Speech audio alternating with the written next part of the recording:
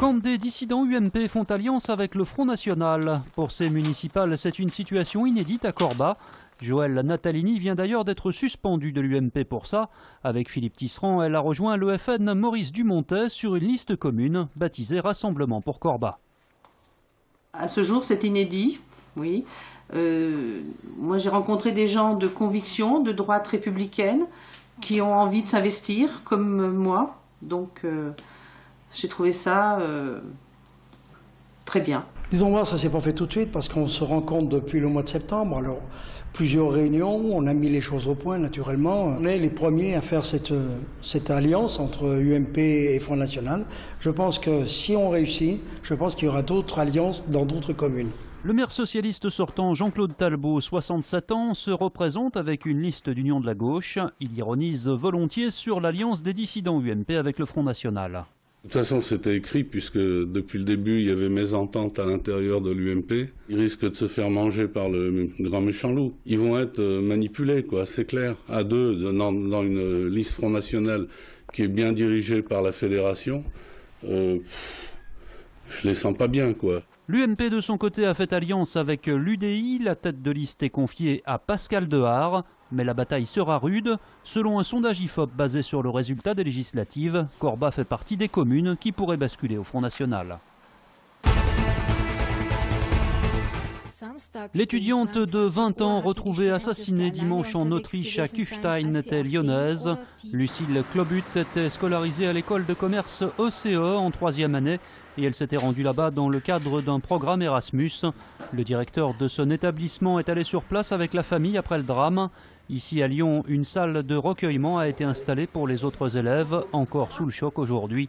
Au Tyrol autrichien, l'enquête se poursuit. La jeune lyonnaise était installée là-bas depuis 4 mois.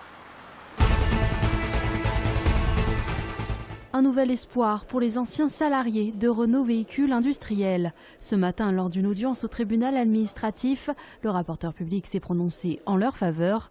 Il réclamait l'annulation de la décision du ministre du Travail.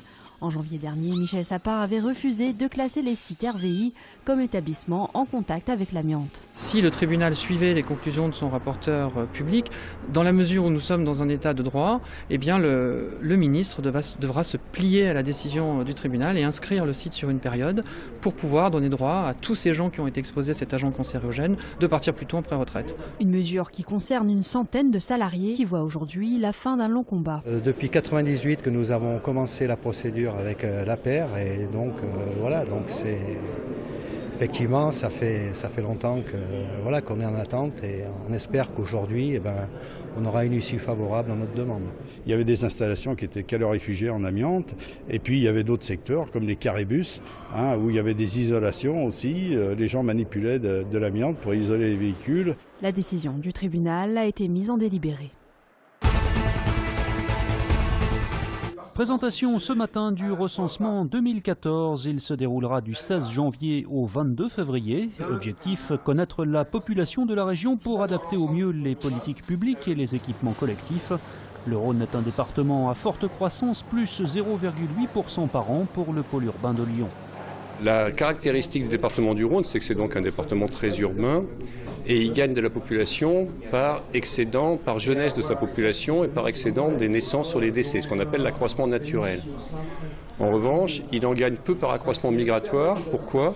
Parce que les familles ont tendance à vouloir aller vers le périurbain pour accéder à un foncier moins cher et pouvoir accéder à un habitat individuel. Nouveauté cette année, le recensement en ligne. Il est proposé dans 23 communes et sera généralisé en 2015.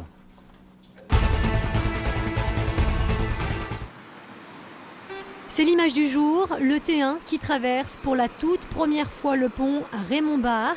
Après plusieurs tests en décembre, la dernière phase des essais a démarré ce matin. Un voyage en conditions réelles qui s'est déroulé sans aucune difficulté. De bon augure avant sa mise en service prévue le 19 février. C'était il y a un mois, presque jour pour jour, et ce match nul concédé à domicile face à Marseille en championnat avait un parfum de défaite pour l'OL. Demain à 20h55, toujours à Gerland, Lyonnais et Marseillais vont se retrouver pour une revanche, mais en quart de finale de Coupe de la Ligue cette fois.